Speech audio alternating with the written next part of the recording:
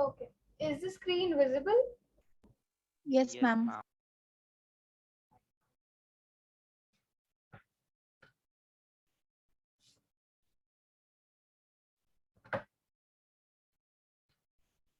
कोई कुछ बोल रहा है क्या? एक बार कोई वापस बोलना. Yes, ma'am, it is visible. Ma'am, am I audible?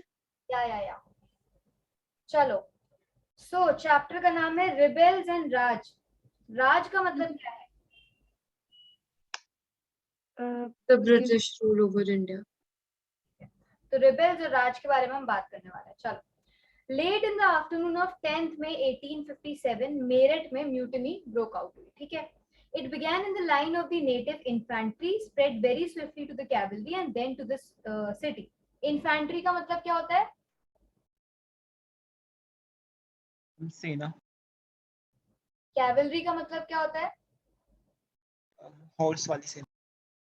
ठीक है.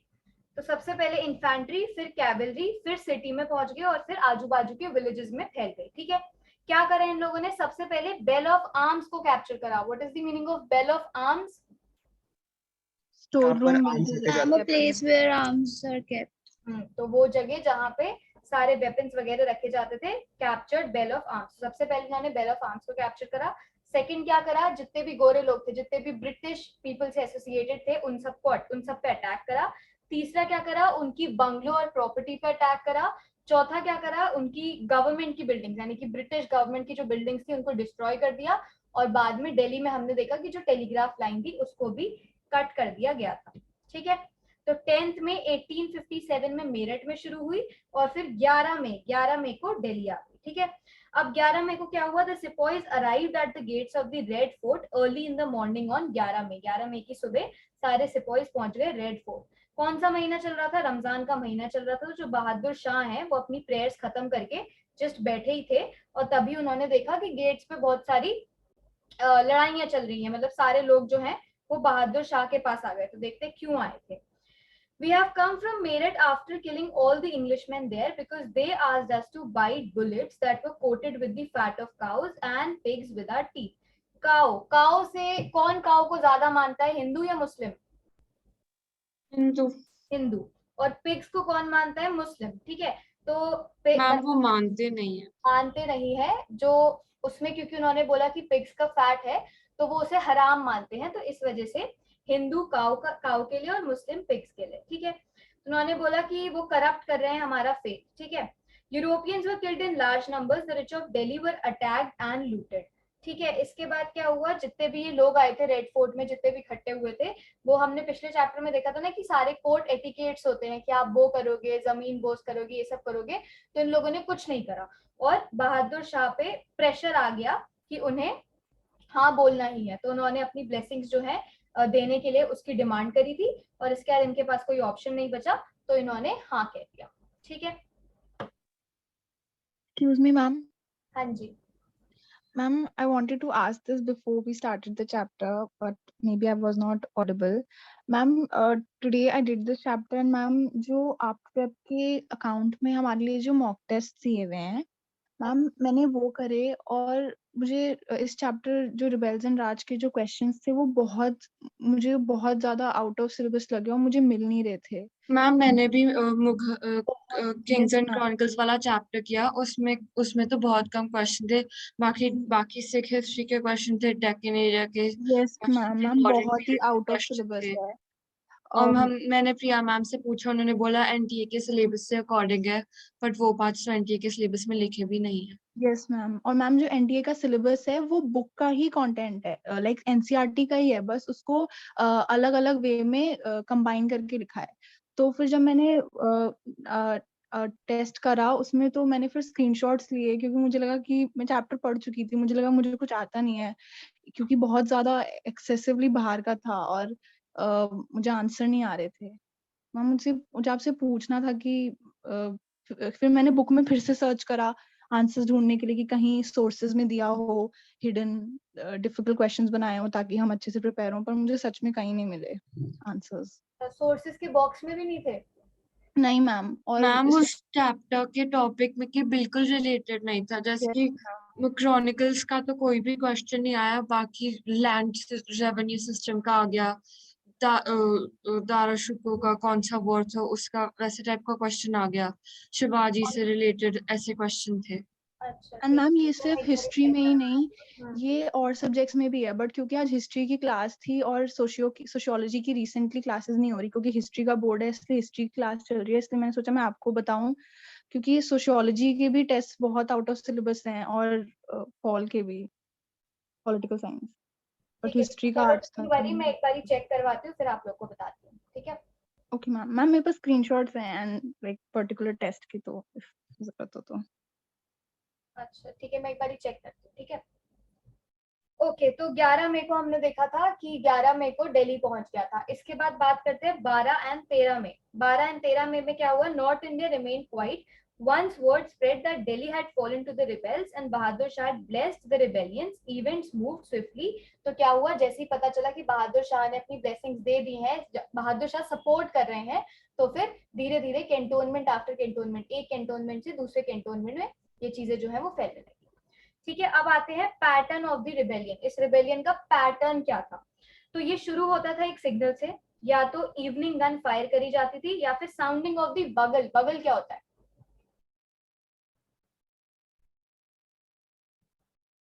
मैम शंख।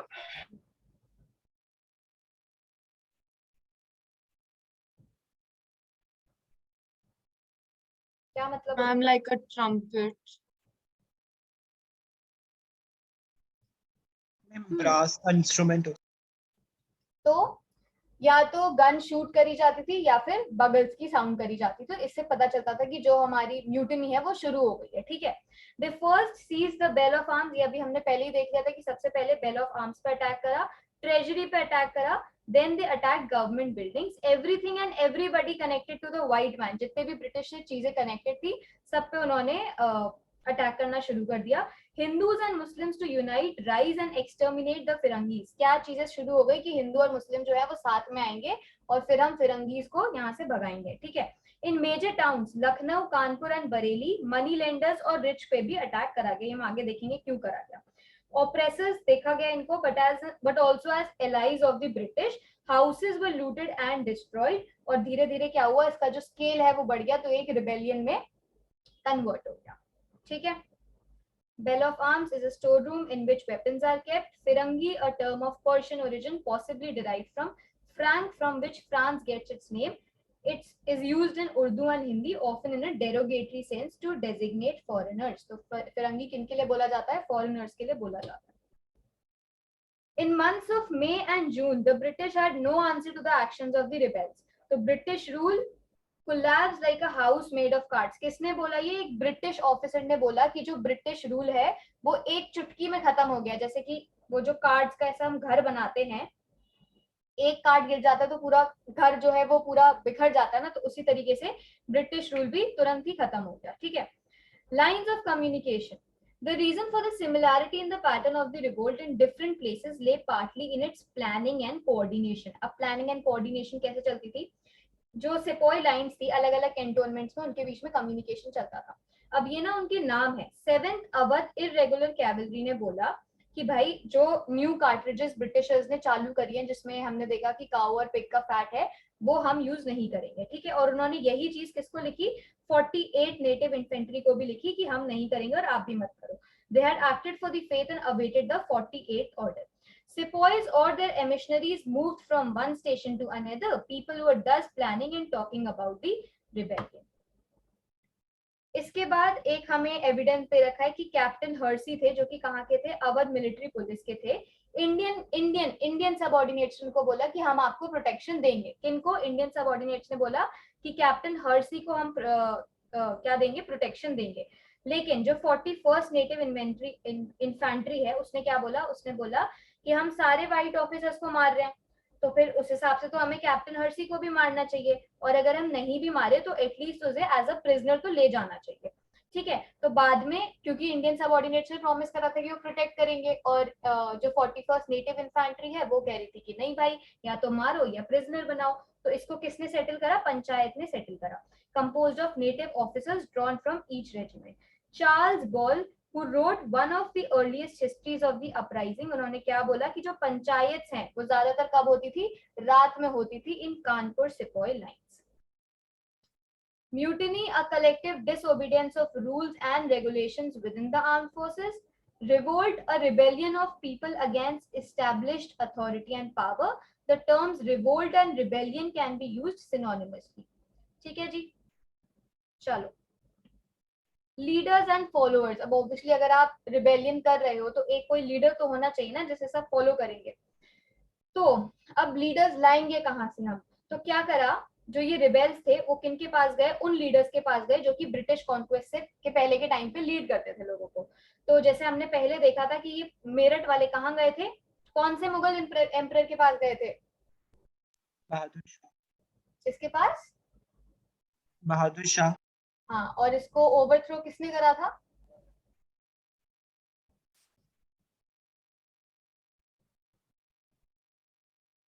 किसने ओवरथ्रो करा था? मैम किसको?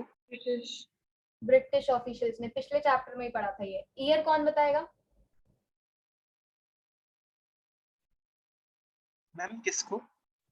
बहादुर को ब्रिटिश ऑफिशियल्स ने ओवरथ्रो कर दिया था. कौन से ईयर में? 1858. 58 की 57? 57 around. This acceptance of the leadership took its time in coming. Bahadur Shah's first reaction was one of horror and rejection. पहले तो बहादुर शाह को समझ नहीं आया. It was only when some sepoys, अब देखो हमने पढ़ा था ना कि बहादुर शाह ने क्यों हाँ कह दिया था, क्योंकि उन्होंने जो लोग आए थे उन्होंने ना तो एटिकेट्स फॉलो करे थे, ठीक है, और उनके पास बहुत ही कम ऑप्शन रह गए थे, तो इस वजह से उन्हें हाँ करना पड़ा. ठीक है, तो ये तो हमने देखा लीडर्स एंड फॉलोअर्स की बात कर रहे हैं. पहली हमने बात कर ली मेरठ की. मेरठ में कौन थे? बहादुर. दूसरी कानपुर. कानपुर में हमने देखा कि people of the town gave Nana Saheb. Nana Saheb कौन है? पेशवा बाजीराव टू के सक्सेसर. तो कानपुर में नाना साहेब, मेरठ में बहादुर. ठीक है. तीसरा है इन झांसी. झांसी का तो पता ही है, झांसी की रानी, तो रानी ऑफ झांसी. ठीक है. और चौथा है बिहार. बिहार में कुंवर सिंह. और पांचवा अवध में. अवध में क्या हुआ था? नवाब वाजिद अली शाह को सबसे पहले ब्रिटिशर्स ने हटा दिया था. इसके बाद लखनऊ, जब ये जो इनके बेटे थे नवाब वाजिद अली शाह के जो बेटे थे बिरजिस कादर, वो वापस आ गए थे. ठीक है. तो यहाँ पे अवध में बिरजिस कादर.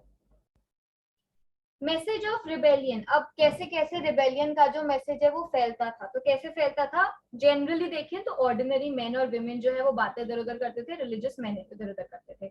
मेरठ में देखें तो फकीर, लखनऊ में देखें तो रिलीजियस लीडर्स और सेल्फ स्टाइल्ड प्रॉफिट्स. ठीक है. इसके अलावा लोकल लीडर्स का बहुत ही इंपॉर्टेंट रोल था. एक आते हैं हमारे शामल, जो कि परगाना बरौत में उत्तर प्रदेश में, और Gonoo tribal cultivator of Singhbhum in Chota Nagpur. तो शामल को कहाँ पे हैं? बड़ौत में. और दूसरे कौन है? गुनू, वो कहाँ पे हैं? सिंहभूम इन छोटा नागपुर. ये दो हमारे लोकल लीडर्स हैं. Rumours and prophecies. रूमर्स मतलब क्या होता है? फॉल्स खबर. मैम अफवाहें. अफवाहें. ठीक है. प्रोफेसीज मतलब क्या होता है? प्रेडिक्शन. प्रेडिक्शन, फ्यूचर की प्रेडिक्शन. ठीक है. तो दिस इज वन रूमर. जब हमने शुरू में देखा था कि ऐसे ही किसी ने फैला दिया कि जो वो है कार्ट्रिजेस हैं उसपे पिग और काऊ का फैट है. तो कहाँ से ये रूमर शुरू हुआ, तो वो हम देखने वाले हैं. Captain Wright, commandant of the rifle instruction depot, reported that in the third week of January 1857. अब क्या हुआ? कैप्टन राइट ने बताया है हमें, क्या बताया है कि एक लो कास्ट का खलसी था. ठीक है. कहाँ पे काम करता था? डमडम मैगजीन में डमडम में काम करता था. उसने ब्राह्मण सिपाही से बोला कि अपने लोटे में से मेरे को प्यास लग रही है, एक घूंट पानी पिला दो. तो उस ब्राह्मण सिपाही ने क्या बोला कि अगर मैंने तुम्हें अपने लोटे से पानी पिला दिया तो जो मेरा लोटा है वो डिफाइल हो जाएगा, यानी डिग्रेड हो जाएगा. ठीक है. तो बदले में इन्होंने क्या बोला? लो कास्ट खलसी ने क्या बोला कि इतनी जो तुम ये दिखा रहे हो ना, वैसे भी इसका कोई फायदा नहीं है, क्योंकि जो भी ब्रिटिश वाली कार्ट्रिजेस है उसमें क्या है? Fat of cows and pigs है, तो वैसे भी तुम्हारा जो धर्म है वो भ्रष्ट हो जाएगा. ठीक है. तो यहाँ से अब जब एक इंसान को पता चली तो और इंसानों को पता चलनी चली, तो इस वजह से रूमर्स जो है वो फैलने लगे. ठीक है. तो ये वाला रूमर इस हिसाब से फैला. This was not the only rumor that was circulating in North India at the beginning of 1857. There were the rumors that the British government had hatched a gigantic conspiracy to destroy the caste and religions of Hindus and Muslims. ये तो ठीक है, Hindus and Muslims का कैसे हम खत्म कर रहे हैं, कैसे धर्म भ्रष्ट कर रहे हैं, क्योंकि पिग्स और काउ का जो फैट है वो इसमें इंक्लूडेड है. ठीक है. To this and the rumours said that the British had mixed the bone dust of cows and pigs into the flour that was sold in the market. तो आटे में भी कुछ कुछ मिलाया जा रहा है. तो ये तीसरा रूमर. पहला रूमर क्या था? पहला रूमर हमने पुराने में ही देख लिया था कि वो कार्ट्रिजेस वाला. दूसरा रूमर क्या था कि क्योंकि कार्ट्रिजेस में ये है तो वो हिंदू मुस्लिम को कह रहे हैं कि जो अपना हिंदू मुस्लिम का जो रिलीजन है वो डिस्ट्रॉय करना चाह रहे हैं. बेसिकली क्यों करना चाह रहे हैं? क्योंकि उन्हें ऐसा लगा कि वो चाहते हैं कि वो क्रिश्चियनिटी में कन्वर्ट कर ले अपना रिलीजन. तीसरा हमने देखा कि आटे में भी अब मिलावट होने लगी. ठीक है. The response to the call for action was reinforced by the prophecy that British rule would come to an end of the centenary of the Battle of Plassey on 23 June 1857. अब यहाँ पे रूमर्स की बात कर ली, 4 rumours पढ़ लिए. Prophecies क्या है? Future prediction. तो उन्होंने फ्यूचर की भी प्रेडिक्शन कर ली थी कि 23 जून 1857 तक हम ब्रिटिशर्स को भगा देंगे. ठीक है. इसके अलावा जो चपातीज हैं वो भी विलेज टू विलेज क्या होती डिस्ट्रीब्यूट होती थी. एक आदमी आता था रात में, एक वॉचमैन को वो दे जाता था चपाती और उसको बोलता था कि तुम और बनाओ और नेक्स्ट विलेज में बांटो. लेकिन हमें कुछ एविडेंस का पता नहीं है कि ये क्यों ऐसा काम करते थे. But there is no doubt that people read it as an omen of an upheaval. Omen यानी साइन, अपहेवल यानी कोई भी चेंज. तो ऐसा माना जाता था कि हो सकता है कोई चेंज आने वाला है. So ma'am, this is a rumor or a prophecy? कौन सी वाली चीज? Last वाली, watchman, चपाती वाली. रूमर. एक्चुअली ना तो ये रूमर है ना ही ये प्रोफेसी है. कोई रूमर तो है नहीं, कोई अफवाह तो इसमें फैली नहीं है. और प्रोफेसी कोई फ्यूचर प्रेडिक्शन है नहीं. हाँ, प्रोफेसी हो सकती है क्योंकि यही कह रहे हैं ना कि हो सकता है कि कोई चेंज आने वाला हो. आता है भाई, that was my doubt. ठीक है. तो प्रोफेसी के हमने 2 पॉइंट देखे, एक ये चपाती वाला और दूसरा बैटल ऑफ प्लासी वाला. ठीक है. चलो. Governor General Lord William Bentinck, the British adopted policies aimed at reforming Indian society by. अच्छा, अब ये हमारा टॉपिक है, why did people believe in the rumors. अब ऐसे ही मैं तुमसे कह दूं कि तुम्हारी मम्मी खाने में कुछ कुछ वो मिला रही है तो तुम मानोगे थोड़ी मेरी बात, है ना. तो लोग इन रूमर्स में क्यों मान रहे थे? तो कुछ तो मम्मी ने गलत करा होगा. तो governor general Lord William Bentinck ने क्या करा था? इंडियन सोसाइटी में वेस्टर्न एजुकेशन, वेस्टर्न आइडियाज और वेस्टर्न इंस्टीट्यूशंस इंट्रोड्यूस करे थे. ठीक है. ये हो गया पहला पॉइंट. दूसरा पॉइंट क्या है कि इंग्लिश मीडियम स्कूल्स हो गए, colleges, universities, western sciences and the liberal arts. तीसरा पॉइंट क्या है कि उन्होंने कस्टम्स लाइक सती एबॉलिश कर दिए और रीमैरिज ऑफ हिंदू विडोज को बढ़ावा दिया. ठीक है. तो ये 3 पॉइंट्स हो गए. चौथा क्या है? ब्रिटिश ने क्या करा? बहुत सारी टेरिटरीज एनेक्स कर ली, जैसे कि अवध, झांसी और सतारा, और वहां पे खुद का एडमिनिस्ट्रेशन चालू कर दिया. ठीक है. ये सारी जो बातें हैं ये इन्हें अच्छी नहीं लगी रिबेल्स को और इसीलिए ये रूमर्स में मानने लगे. It seemed to the people that all they cherished and held sacred from kings and socio-religious customs to patterns of land holdings and revenue payment was being destroyed and replaced by a system that was more impersonal, alien and oppressive. तो जो सब कुछ अच्छा चल रहा था वो सब ब्रिटिशर्स ने सब कुछ खराब कर दिया है. अब अभी तक हमने जनरली बात करी थी, अब हम आ गए हैं अवध में कि अवध में रिवोल्ट कैसे हुआ, क्यों हुआ, क्या हुआ उधर. A cherry that will drop into our mouth one day. किसने बोली ये line? Dalhousie, Lord general Dalhousie. तो 1851 में गवर्नर जनरल लॉर्ड डलहौजी ने किंगडम ऑफ अवध को क्या बोला कि it is a cherry that will drop into our mouth one day. यानी ये एक ऐसी चीज है जो हम खाएंगे कुछ एक दिन में, मतलब एक दिन हम खाएंगे इसे. ठीक है. और वो एक दिन आ गया. कब आया? 5 साल बाद आया. 1851 में इन्होंने बोला कि ये तो हमारा ही है और 56 में इनका हो गया. ठीक है. The conquest happened in stages. तो अब ये 5 साल ऐसे ही नहीं थे, धीरे धीरे इन्होंने कैसे उसे एनेक्स करा. The subsidiary alliance had been imposed on Awadh in 1801. Subsidiary alliance क्या होता है? क्या था subsidiary alliance? The king cannot keep an army of his own and he has to maintain British forces and he cannot get into agreement with other rulers without permission from British. And ma'am, one official of the British would reside in the king's court and advise him to do the thing. ठीक है, तो नवाब जो है वो अपनी military force को खत्म कर देगा.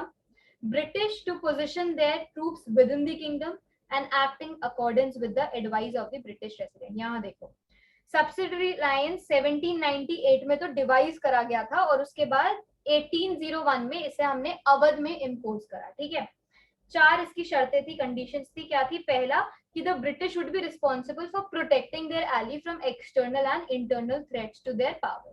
तो अगर आप ब्रिटिश के साथ सब्सिडरी लाइंस में आ जाते हो तो ब्रिटिश आपकी जो टेरिटरी है एक्सटर्नल और इंटरनल थ्रेट्स से प्रोटेक्ट करेगी. पहला हो गया. दूसरा, in the territory of the ally ally a British arm contingent would be station. ठीक है, तो ब्रिटिश आर्म्स वहां पे एक जगह स्थापित होंगे. तीसरा, the ally would have to provide the resources for maintaining this contingent. ठीक है, तो आप क्या करोगे? अपने रिसोर्सेज दोगे क्योंकि वहां पे उन्होंने अपना स्थापित करा है तो उसके लिए रिसोर्सेज की जरूरत तो पड़ेगी, तो आपको रिसोर्सेज दोगे. चौथा, the ally could enter into agreements with other rulers or engage in warfare only with the permission of the British.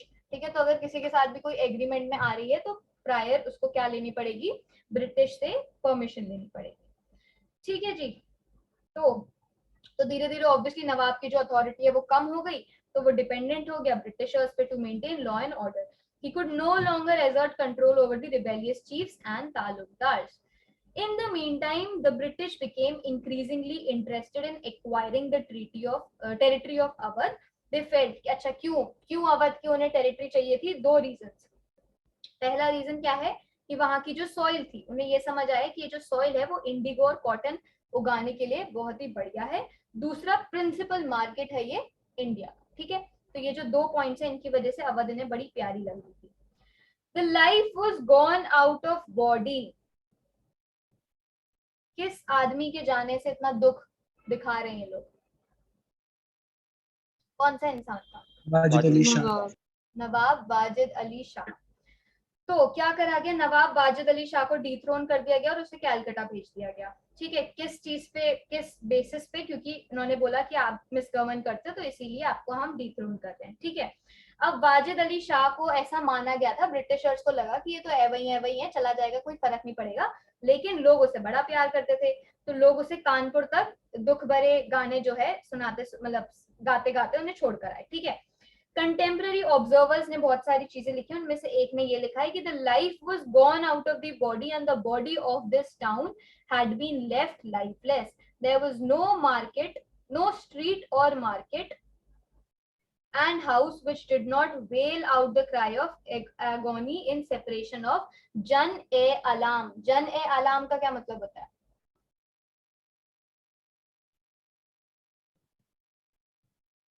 जन का मतलब लाइफ, आई का मतलब of, world, life of world.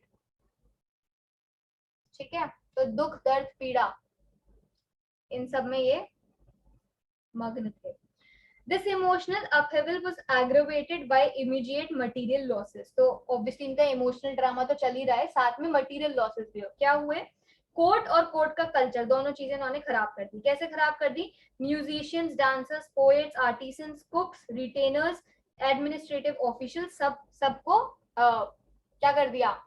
Unemployment कर दी, सबको हटा दिया, तो सबकी लाइवलीहुड चली गई. तो ऑब्वियसली अब वो भी इनके अगेंस्ट हो गए, फिरंगी राज के अगेंस्ट हो गए. A whole complex of emotions, यहाँ तो देख ही लिया, इमोशनल ड्रामा चल रहा था. And issues, traditions and loyalties worked themselves out in the revolt of 1857. The annexation displaced not just the Nawab, it also dispossessed the talukdars of the region. Talukdars कौन होते हैं? वो एक तहसील के मतलब गवर्न कर, पेजेंट को क्या करते हैं? मतलब तहसील को गवर्न कर दें, तालुक को गवर्न करते हैं. ठीक है, ओके. तो तालुकदार, अभी हम पहले की बात कर रहे हैं. Talukdar maintain armed retainers, build forts and enjoyed a degree of autonomy as long as they accepted the suzerainty of the Nawab and paid the revenue of their taluks. जो बड़े तालुकदार थे उनके पास कम से कम 12,000 फुट सोल्जर्स होते थे और छोटे वालों के पास 200 के अराउंड होते थे. ठीक है, the British were unwilling to tolerate the power of taluqdar. अब यहाँ से हमें पता चलता है कि तालुकदार थोड़ी पावर में थे, तो वो नहीं चाहते थे कि कोई भी ऐसी अथॉरिटी रहे जो उनको चैलेंज कर पाए. तो उन्होंने क्या करा, इनकी पावर को कम कर दिया। कैसे कम करा? Immediately after the annexation, the Talukdars were disarmed and their forts were destroyed. The British land revenue policy, उन्होंने क्या करा, जो तालुकदार उनकी अथॉरिटी को अंडरमाइन करा। After annexation, the first British revenue settlement, पहला ब्रिटिश रेवेन्यू सेटलमेंट क्या था? Summary settlement of 1856 was based on the assumption that the taluqdars were interlopers with no permanent stakes in land, कि बीच में बस ये घुस रहे हैं, ठीक है, लेकिन इनका कोई परमानेंट स्टेक नहीं है लैंड में। और इन्होंने कैसे लैंड ऑक्यूपाई करा है? फोर्स और फ्रॉड की मदद से इन्होंने लैंड जो है वो लिया है। The summary settlement proceeded to remove the taluqdars wherever possible. तो क्या चाहता था ये समरी सेटलमेंट कि तालुकदार जो है वो क्योंकि फ्रॉड और फोर्स उन्होंने लैंड ऑक्यूपाई करा है तो इनको हम हटा दें, ठीक है। तो फिगर्स बताते हैं कि पहले 67% ऑफ द लैंड जो है 67% ऑफ द विलेजेस जो है वो तालुकदार्स के अंडर आते थे, लेकिन क्योंकि समरी सेटलमेंट आ गया तो अब सिर्फ 38% रह गए हैं। और सदर्न अवध में तो बहुत ही ज्यादा गंदी सिचुएशन है, क्योंकि आधे से ज्यादा विलेजेस जो है वो उनके कंट्रोल से हट गए। इन्हें ऐसा लगा था ब्रिटिश लैंड रेवेन्यू ऑफिसर्स को कि it would settle the land with the actual owners of the soil and thus reduce the level of exploitation of peasants, क्योंकि उनके हिसाब से तो ये फ्रॉड की मदद से कर रहे थे, तो exploitation of peasants भी कम हो जाएगा, और क्योंकि उनका लैंड है और बीच का जो ये इंटरलॉपर है खत्म हो जाएगा, तो इसीलिए रेवेन्यू रिटर्न्स भी बढ़ जाएंगे। रेवेन्यू रिटर्न्स तो बढ़ गए, लेकिन क्या हुआ, पीजेंट्स पे जो प्रेशर था वो और ज्यादा बढ़ गया। इंक्रीज ऑफ रेवेन्यू डिमांड कितनी हो गई? 30 से 70 हो गई। तो यहाँ पे देखा था कि 67 से 38% विलेजेस, यहाँ पे देखा था कि मोर देन हाफ विलेजेस चले गए, और यहाँ पे देखा कि रेवेन्यू डिमांड कितनी हो गई? 30 से 70%। The dispossession of talukdars meant the breakdown of an entire social order. The ties of loyalty and patronage that had bound the peasants to the talukdars were disrupted. ठीक है जी। अब ब्रिटिश प्री ब्रिटिश टाइम में क्या होता था? Taluqdars were oppressors but many of them also appear to be generous father figures. यहाँ पे दे रखा है हमें, कहाँ से कहाँ तक दे रखा है, आई गेस यहाँ से यहाँ तक दे रखा है, डिफरेंस पढ़ते हैं। A variety of dues from the peasant, but they exacted a variety of dues from the peasant, but were often considerate in times of need. तो ये जेनरस पापा वाली फिगर होते थे। क्यों? क्योंकि ये हाँ थोड़े गुस्सा भी करते थे जो हमसे ड्यूज लेते थे, लेकिन जब हम अगर इन्हें समझा देते थे कि इस बार नहीं हो पा रहा, तो ये थोड़ा डिले कर देते थे। Now under the British, the peasants were directly exposed to over assessment of revenue and inflexible methods of collection. तो पहले फ्लेक्सिबल थे कि मैंने बोल दिया कि यार इस बारी मेरी क्रॉप जो है वो अच्छी नहीं होगी, तो मैं थोड़ा तो 2-3 दिन में दे दूंगा, ठीक है। There was no longer any guarantee that in times of hardship or crop failure, the revenue demand of the state would be reduced or collection postponed. तो ऐसी कोई गारंटी नहीं थी कि अगर मेरा क्रॉप जो है फेल हो गया तो या तो मेरे लिए कम हो जाएगी रेवेन्यू डिमांड या फिर पोस्टपोन हो जाएगी। Or that in times of festivities, the peasant would get the loan and support that the talukdar had earlier provided. तो दिवाली का जो बोनस मिलता था पहले, वो अब नहीं मिलता था, ठीक है। In areas like Awadh, where resistance during 1857 was intense and long-lasting, the fighting was carried out by talukdars and their peasants. Many of these talukdars were loyal to the Nawab of Awadh. तो अवध के case में क्या है, तालुकदार जो है वो loyal थे, तो इसीलिए जब नवाब की डेथ हो गई तो उन्होंने बेगम हजरत महल जो कि नवाब की पत्नी थी उनके साथ ब्रिटिश के अगेंस्ट थे, ठीक है। अब यहाँ तक हमने देखा था कि तालुकदार भी इनसे परेशान है और इनसे पीजेंट्स भी परेशान है। अब देखते हैं सेपॉइज के क्या हाल है। Sepoys had complained of low levels of pay and the difficulty of getting leave. तो इन्हें कम पैसे मिलते थे और दूसरा कि छुट्टी नहीं देते थे। The relationship of the Sepoys with their superior white officers underwent a significant changes. तो obviously पहले बहुत अच्छे थे, अब धीरे-धीरे खराब हो गए। कैसे खराब हो गए? पहले ये क्या करते थे, लीजर एक्टिविटीज भी साथ में करते थे, रेसलिंग करते थे, हॉकिंग के लिए जाते थे। हॉकिंग क्या होता है?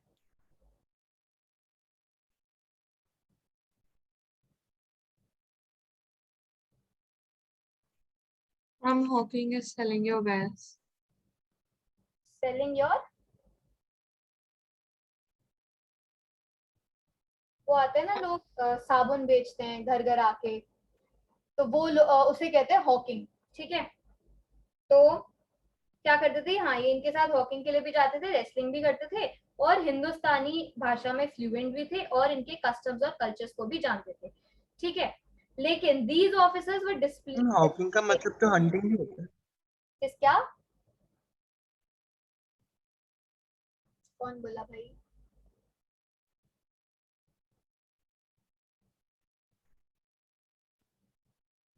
कौन बोला था?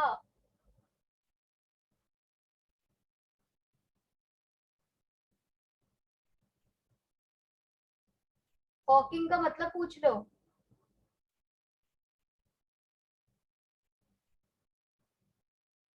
हॉकिंग का मतलब होता है घर घर जाके सामान भेजना। घर घर जाके मतलब इधर उधर जाके सामान बेचना, उसे कहते हैं हॉकिंग। तो फिर in the 1840s this began to change. The officers developed a sense of superiority and started treating the sepoys as the racial inferiors. तो उनको racially inferior माना जाता था क्योंकि वो हम थोड़े डार्क हैं और वो गोरे हैं, ठीक है। इसके अलावा एब्यूज और फिजिकल वायलेंस भी होता था, और ट्रस्ट जो पहले होता था अब वो शक में जो है बदल गया है। यहाँ पे कब की बात हो रही है? 1820s और 1840s की। तो 20s के टाइम पे भरोसा था, 1840s के टाइम पे शक हो गया। It is also important to remember that close links existed between the sepoys and the rural world of North India, क्योंकि sepoys ultimately रहते तो वहीं पे rural areas में। The large majority of the sepoys of the Bengal army were recruited from the villages of Awadh and eastern Uttar Pradesh. तो majorly जो सिपाहीज थे वो कहाँ के थे? अवध के थे। तो Awadh was in fact called the nursery of the Bengal army। क्यों? क्योंकि बंगाल आर्मी में जो सिपाहीज थे वो ज्यादातर अवध के, तो इसीलिए अवध को क्या बोला गया? Nursery of the Bengal army. चलो, what the rebels wanted. British recorded their own trials and tribulations as well as their heroism। तो हमें हार्डली कुछ मिला है जो कि रिबेलियंस द्वारा लिखा है। सारी चीजें जो हमें मिली हैं वो मेजरली ब्रिटिशर्स वाली है। तो ब्रिटिशर्स ऑब्वियसली अपनी बुराई तो करेंगे नहीं, तो उन्होंने यही दिखाया कि वो किन किन परेशानियों से गुजरे हैं और उन्होंने कैसे उसको ओवरकम करा, कैसे वो जीते। ऐसा क्यों है कि हमारे बारे में कुछ नहीं है? क्योंकि ज्यादातर जो सिपाहीज थे वो इलिटरेट थे। Other than a few proclamations, ishtihars को क्या बोलते हैं? Notifications issued by the rebel leaders to propagate their ideas and persuade people to join the revolt, we do not have much that throws light on the perspective of the rebels। तो हमारे पास क्या क्या है? कुछ proclamation, कुछ इश्तिहार हैं जो कि जो ये रिबेल के लीडर्स थे उन्होंने लाए थे अपने आइडियाज को फैलाने के लिए। तो हमारे पास आज सोर्सेस वो चीजें हैं। Vision of unity all sections of population को अपील करती थी। इशूड, अच्छा, जो इश्तिहार मुस्लिम प्रिंसेस ने इशू करे थे वो हिंदू के सेंटिमेंट्स को भी रिस्पेक्ट करते थे, ठीक है। Hindus and Muslims had equally to lose or gain, और the ishtihars hark back to the pre-British Hindu-Muslim past and glorified the coexistence of different communities under the Mughal Empire। हमने देखा था ना कि मुगल्स और हिंदूज जो हैं, मुस्लिम्स और हिंदूज जो हैं वो साथ आएंगे और फिर ब्रिटिश को हटा सकते हैं। The proclamation that was issued under the name of Bahadur Shah appealed to the people to join the fight under the standards of both Muhammad and Mahadir। It was remarkable that during the uprising, religious divisions between Hindus and Muslims were hardly noticeable। ठीक है, despite British attempts to create such divisions, तो British ने कैसे attempt करा? British ने बरेली में एक बार 50,000 rupees दिए थे, 50,000 रुपीज खर्च करे थे हिंदू पॉपुलेशन को मुस्लिम्स के खिलाफ भड़काने में, लेकिन वो अटेम्प्ट जो है वो फेल हो गया। इनके 50,000 रुपए डूब गए। ये थी, हमने यूनिटी की बात करी थी।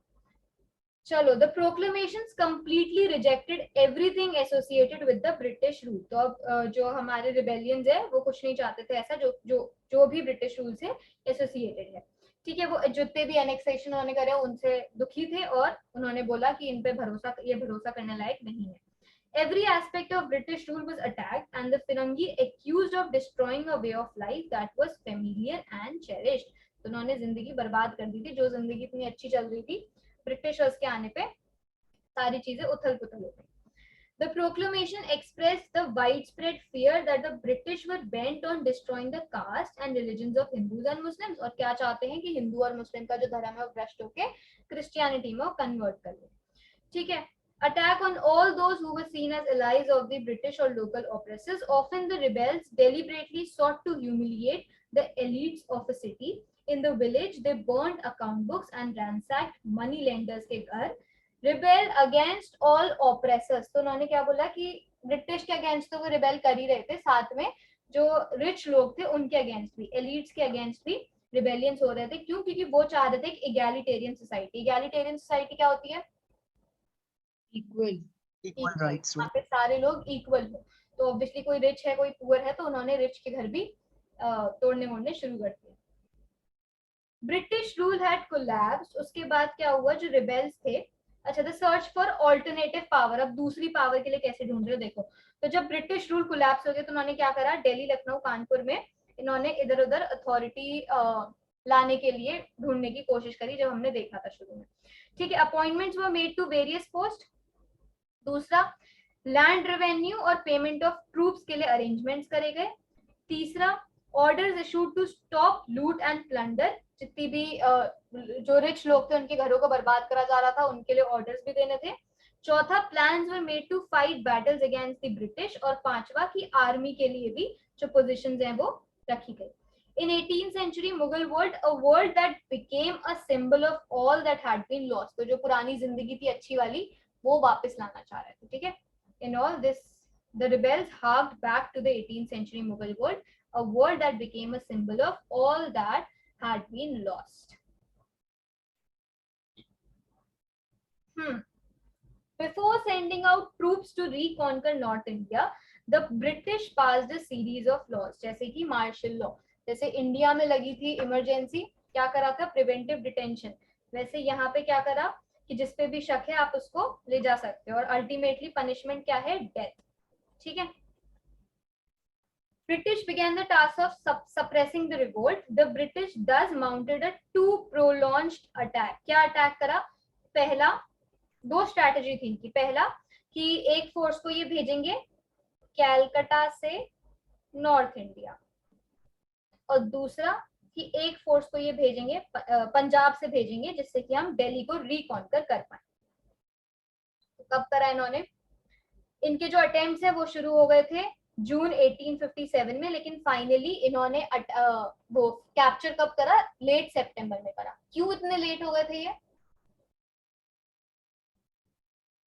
पूरे 2 महीने में क्यों लग गए? फिर लॉसेस थे वो बहुत ज्यादा हेवी थे बोथ साइड, दोनों साइड्स पे। अच्छा, मैम बिकॉज पूरे रेबेल्स ऑफ नॉर्थ इंडिया दिल्ली में आ गए थे। so the fighting and losses on both sides were heavy. One reason for this was that the fact that rebels from all over North India had come to Delhi to defend the capital. तो इतने लोग हुए थे कि इन्हें 2 महीने लग गए दिल्ली को वापस रिकैप्चर करने के लिए। In the Gangetic Plain too, the progress of British conquest was slow, क्योंकि क्या कर रहे थे, एक विलेज से दूसरे village, village by village reconquer कर रहे थे। ठीक है जी, इसके बाद mere mutiny but an uprising that had huge popular support. तो ये सिर्फ एक म्यूटनी नहीं थी, बल्कि एक ऐसी अपराइजिंग थी क्योंकि ब्रिटिशर्स के अगेंस्ट बहुत लोग थे, मतलब बहुत बड़ा मास था। Forsyth estimated in Awadh, for example, for example, a British official called Forsyth estimated the three-fourth of the adult male population was in rebellion. तो कितना बड़ा मास? Forsyth बताते हैं हमें कि 3/4 of the adult male population जो है वो rebellion में included थी।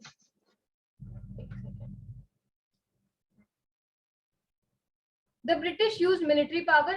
इसके अलावा try to break up the unity. कैसे? एक एग्जांपल दो, कैसे उन्होंने ट्राई करा कि वो यूनिटी ब्रेक कर पाए। इसके अलावा ये बिग लैंड होल्डर्स के अलावा मैम बरेली में 50,000 रुपीज दिए। एक तो 50,000 वाला, और दूसरा कि उन्होंने क्या करा, बिग लैंड होल्डर्स को बोला कि हम क्या करेंगे, आप जो ये सब कर रहे हो रिबेलियंस की, जो मतलब आप अलग हो जाओ, अपनी यूनिटी तोड़ दो, और उसके बदले में हम आपको क्या देंगे, हम आपके एस्टेट्स जो है वो वापस कर देंगे। ठीक है, तो rebel land holders were dispossessed and the loyal rewarded.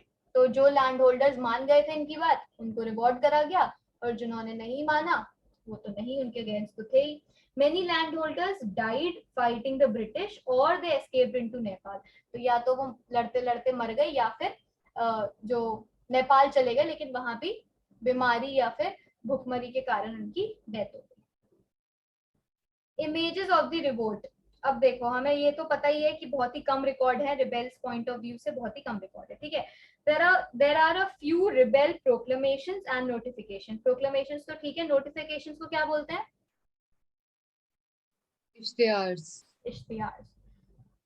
Are also some letters that rebel leaders wrote. तो हमारे पास तीन चीजें हैं इनकी तरफ से, प्रोक्लेमेशंस, नोटिफिकेशंस यानी इश्तिहार, और तीसरा की लेटर्स जो ये आपस में लिखते थे। One important record of the mutiny is the pictorial images. तो pictorial images जो हैं वो भी बहुत अच्छी हैं. Paintings, pencil drawings, etchings, posters, cartoons, bazaar prints. Let us look at some of them and see what they tell us. Relief of Lucknow. ये रही इसकी फोटो. ये है Relief of Lucknow, painted by Thomas Jones Barker 1859 में. ठीक है. It is an example of this type. When the rebel forces besieged Lucknow, Henry Lawrence, the commissioner of Lucknow, collected the Christian population and took refuge in the heavily fortified residency. अब क्या हुआ, जब लखनऊ पे attack करा गया तो Henry Lawrence जो कि लखनऊ के कमिश्नर थे, उन्होंने क्या करा, सारी क्रिश्चियन पॉपुलेशन को कहाँ छुपा दिया? एक फोर्टिफाइड रेसिडेंसी में. हालांकि जो हेनरी लॉरेंस थे वो तो मर गए, उनको तो मार दिया गया, ठीक है. But the residency continued to be defended under the command of Colonel Inglis. Colonel Inglis ने, ठीक है. अब उसके बाद क्या हुआ, 25 सितंबर को जेम्स आउटरम और हेनरी हेवलॉक आए और इन्होंने क्या करा, रिबेल फोर्सेस को हटा दिया और वापस से कैप्चर कर लिया. 20 days later, Colin Campbell, who was appointed as the new commander of British forces in India, वो आए और उन्होंने बचे हुए ब्रिटिश गैरिसन को रेस्क्यू कर लिया. गैरिसन कौन होते हैं? कौन होता है? छोड़ो, एक पोजीशन है ये, ठीक है. तो जितने भी ब्रिटिश गैरिसन थे जिनको रिबेल्स ने पकड़ा हुआ था, उनको भी ये छुड़ा कर लिया. In British accounts, the siege of Lucknow became a story of survival, heroic resistance, and the ultimate triumph of British power. Barker's painting celebrates the moment of Campbell की entry. जब कैंपबेल कौन था, जिसने जो गैरिसन्स है उनको छुड़वाया था. तो ये जो फोटो है ये हमारी वही दिखाती है. देखो इसमें कैंपबेल, आउटरैम और हैवलॉक, जो तीन लोग दिख रहे हैं ना, इनमें से एक है कैंपबेल, एक है कौन, कैंपबेल, आउटरैम और हैवलॉक, ठीक है. ये तीन लोग हैं. The gestures of the hand of those around lead the spectators' eyes towards the center. ये तीनों हाथ मिला रहे हैं. The heroes stand on a ground that is well lit. ये सब बकवास है. Damaged residency in the background. ये हमें दिख रहा है कि इन्होंने ये सब कुछ तोड़ फोड़ दिया है. इसके बाद the dead and injured in the foreground and are testimony to the suffering during the siege. तो जितने भी ये मरे मरे लोग दिख रहे हैं, ये क्या दिखाते हैं? ये दिखाते हैं कि इन्होंने कितना सफर करा है, ठीक है. इसके बाद क्या है, while the triumphant figures of horses in the middle ground emphasize the fact that British power and control had been re-established. Triumphant यानी जो जीत चुके हैं, victory. तो ये जो horses हैं, ये वाले, एक ये horse है, एक ये horse है, ये दो ही दिख रहे हैं. ये जो horses हैं ये क्या दिखाते हैं? इनकी जीत दिखाते हैं, ठीक है. ये हो गई हमारी पहली image. English women and the honor of Britain, inflamed particularly by tales of violence against women and children, there were public demands in Britain for revenge and retribution. अब यहाँ पे सारी चीजें किसके अगेंस्ट जा रही हैं? रिबेलियंस के अगेंस्ट जा रही है, क्योंकि ये जो पिक्चर्स हैं किन्होंने बनाई है? ये ब्रिटिशर्स ने बनाई है, ठीक है. तो वो क्या बोल रहे हैं, ये पिक्चर ये दिखाती है कि देखो रिबेलियंस जो थे वो कितने गंदे थे, उनकी वजह से क्या हो रहा है. जो हमारी आंटियां हैं वो देखो कितनी डर में बैठी हुई है, जो बच्चे हैं वो इतनी डर के बैठे हुए हैं, और यहाँ पे देखो ये जो ब्रिटिशर्स हैं ये एज सेवियर्स आ रहे हैं और उनको बचा रहे हैं, ठीक है. किसने बनाई थी? इसका नाम है इन मेमोरियम, और किसने बनाई थी? Joseph Noel Paton, 2 years after the mutiny. ये कब बनाई थी? ये बनाई थी 1859 और ये बनाई थी 2 साल आफ्टर द म्यूटिनी. ये रहा 1859. ये कब थी? 1859 और 1859, ठीक है. चलो, इन अनदर सेट ऑफ स्केचेस, अब वहां पे हमने देखा कि आंटियां बड़ी दुखी थी, बहुत ही बच के बैठी थी. In another set of sketches and paintings we see women in different light. They appear heroic, defending themselves against the attack of rebels. ये कौन है? Miss wheeler. ये क्या दिखाती हैं? ये दिखाती हैं कि अपने ऑनर के लिए सिंगल हैंडेडली अटैक कर रही हैं रिबेलियंस पे, एक हाथ से मार रही हैं और 4 आदमी यहाँ पे गिरे पड़े हैं और फियरलेस है, ठीक है. Here 4 burly males with swords and guns are shown attacking a women. It is a battle to save the honour of Christianity. कैसे क्रिश्चियनिटी कैसे पता चल रही है? ये जो बुक है ये बाइबल की बुक है, the book lying on the floor is Bible. तो ये क्या दिखाना चाहते हैं कि हम क्रिश्चियनिटी का जो ऑनर है वो बचाना चाह रहे हैं, क्रिश्चियनिटी की इज्जत बचाना चाह रहे हैं, और इस वजह से ये जो मिस व्हीलर है एक हाथ से ये सबको मार रही है। वेनेजेंस एंड रेट्रिब्यूशन, बदला और रेट्रिब्यूशन क्या होता है? क्या मतलब है रेट्रिब्यूशन का?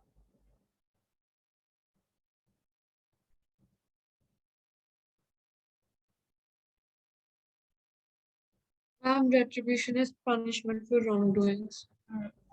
कोई भी गलत काम, कोई भी आप क्राइम करते हो उसके लिए जो पनिशमेंट है उसे कहते हैं रेट्रिब्यूशन। तो बदला और पनिशमेंट लेनी थी। Justice, it was as if justice demanded that the challenge to British honor and power be met ruthlessly. Threatened by the rebellion, the British felt that they had to demonstrate their invincibility. Invincibility मतलब Power. invincibility मतलब Powerful. They couldn't be defeated. जैसे Someone who can't be touched. मतलब जैसे कि मतलब invincible, someone who cannot be defeated. So to show that they were those who could not be defeated. तो अगर मैं बुलेट प्रूफ जैकेट पहन लूं तो तुम चाहे कुछ भी कर लो मुझे नहीं मार पाओगे। ठीक है। In one such image we see an allegorical female figure of justice with a sword in one hand and a shield in the other. एक हाथ में ये है, दूसरे हाथ में ये है। Her posture is aggressive, ये आंटी गुस्से में है। Her face expresses rage and the desire for revenge, बदला लेने की भावना है इनमें। ठीक है, बस यही है। तो 12 सितंबर 1857 the news of the terrible massacre at Kanpur produced an outburst of fiery indignation and wild desire for revenge. तो ये आंटी रिवेंज लेना चाहती है। रिवेंज। ठीक है, okay. The urge for vengeance and retribution was expressed in the brutal way in which the rebels were executed. They were blown from guns or hanged from the gallows. Gallows यानी